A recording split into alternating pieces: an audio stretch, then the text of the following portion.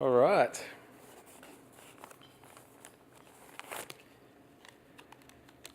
The first thing I thought about when I was trying to come up with this speech was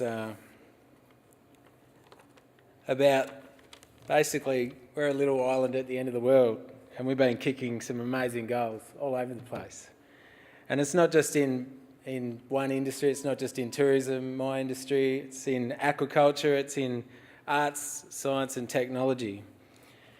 And the thing is that while the Monas and the tassels and the federal hotels get all the publicity,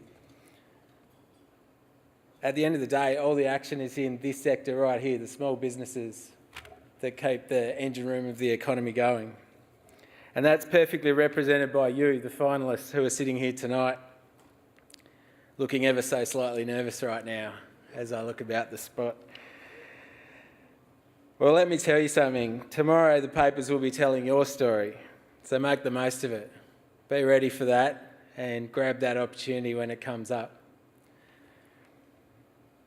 Now, Tasmania, in the time that we've been involved with this awards program, we actually had 3 goes at it before we won our award. So if you don't win tonight and you're a finalist, don't sweat it. Come back next year and have another crack and see how you go. But what I've noticed over the last few years is that a few years ago, if people ask you interstate where you're from, a lot of people would be like, Tasmania, and they'd be a bit scared. And someone would say something about having 2 heads and where's your scar and all this sort of stuff. These days, people are proud to say that they're from this state. We're doing an amazing job, and that's evidenced, as I said, by all the people here.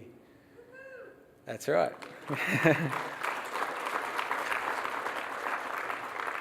We've also got a sense of humour. I saw a bumper sticker the other day, and all it said was bloody mainlanders.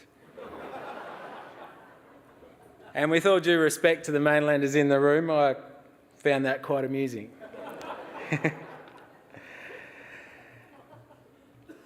On a more serious note, as an entrepreneur, I'm sure you can all relate when I say that small business can be an isolating experience. And this is why we need the Telstra Business Awards. It's a time to celebrate where we can hear the stories of the trials and the tribulations of fellow entrepreneurs. I know from working in my industry, tourism, that you can get quite stuck in your day-to-day stuff and you don't hear anything that happens in other industries. You come to the Telstra Awards and people are doing amazing stuff that you had no idea about, and you've just lifted your head above the trenches, so to speak, for a day, and all of this stuff comes out. And you can learn a lot from that. Other people are experiencing the same kind of trials and difficulties, and you can take a lot from how they deal with it. Might not be what you thought of to start with, but it's definitely a valuable experience to hear how they dealt with similar things to the challenges that you're dealing with. So these stories let us know that all the long hours, the missed birthdays and the nights out with friends have not been in vain. To be here as a finalist is one hell of an achievement. Let's be very clear on that. If you don't win tonight, as I said before, have a crack again next year. Jump Tours won last year and it was a huge experience for us. I think I've had a few people come up to me and say I was quite excited when the award was announced, and that's for sure. I was very excited. It's been a huge year. We've actually expanded about as far away as you can get. We've expanded to Darwin because I set myself the goal of beating the biggest tourism challenge there is, and that is seasonality. People invest money and they're only getting value from it for 3 months a year, often in Tasmania. So I went to go for the year-round peak season, and that's what we're working on at the moment. We've moved a van and a guide up to Darwin, and we're seeing how we go up there. It's actually turning out really well.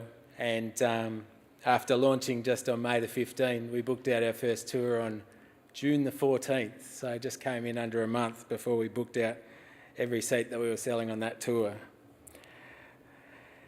And I think that, to round it out, that will be the main thing that the Telstra Business Award has done for us. It's given us the confidence that we can push on. that we're not going to rest on our laurels, and we can take that and take it to the world, have another crack at something, get out of the comfort zone and get back into that startup mode, I suppose.